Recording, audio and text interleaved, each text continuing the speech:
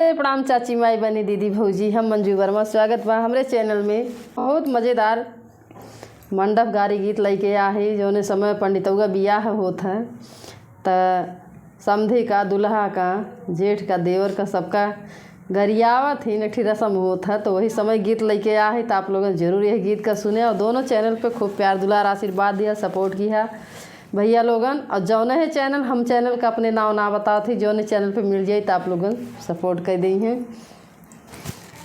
नमस्ते, प्रणाम, राम राम सबके बा। तो आज हम लोग गारी गीत गाए जात ही लगन के साथे साथे हम लोग भी लगनी आई गई तो हमें ही गारी गीत सुने और अपन प्यारा प्यारा कमेंट आप लोग जरूर करिए। तो हम लोग आप सब लोगन के कमेंट बहुत गौर से पढ़ी थे, अपन पता जरूर बताइए कमेंट में।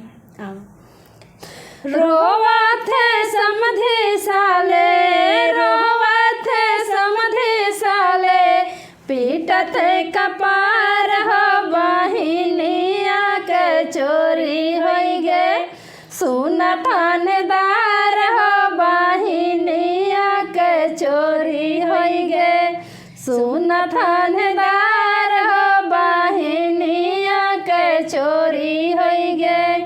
रोवत है समधे साले, रोवत है समधे साले, पीटत है कपार हो बहिनिया के चोरी होई गे, सुन थानेदार हो बहिनिया के चोरी होई गे, सुन थानेदार हो बहिनिया के चोरी होई गे।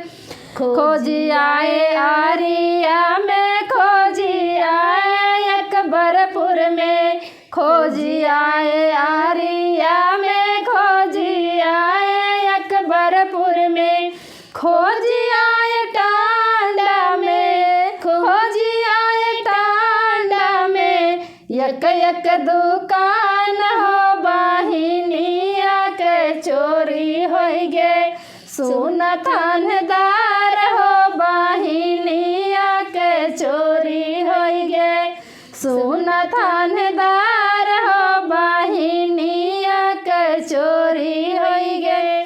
खोज आए टांडा में, खोज आए टांडा में, यक यक दुकान हो बहिनिया के चोरी होई गे, सुन थानेदार हो बहिनिया के चोरी होई गे, सुन थानेदार हो बहिनिया के चोरी होई गे।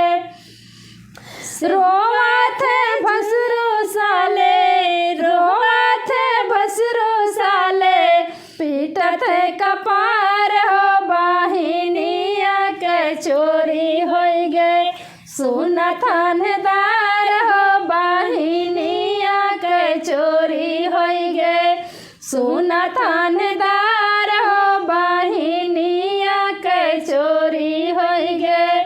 खोजी आए आरिया में, खोजी आए अकबरपुर में, खोजी आए आरिया में, खोजी आए अकबरपुर में, खोजी आए टांडा में, खोजी आए टांडा में, यक यक दुकान हो बहिनिया के चोरी होई गे, सुन थानेदार हो बहिनिया के चोरी होई गे, सुन थानेदार हो बहिनिया के चोरी होई गे।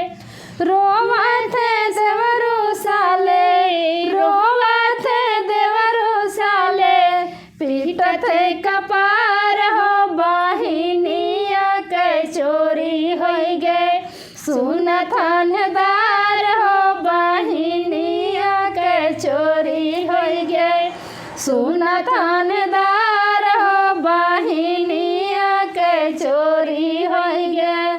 खोजी आए आरिया में, खोजी आए अकबरपुर में, खोजी आए आरिया में, खोजी आए अकबरपुर में, खोजी आए टांडा में, खोजी आए टांडा में, यक यक दुकान हो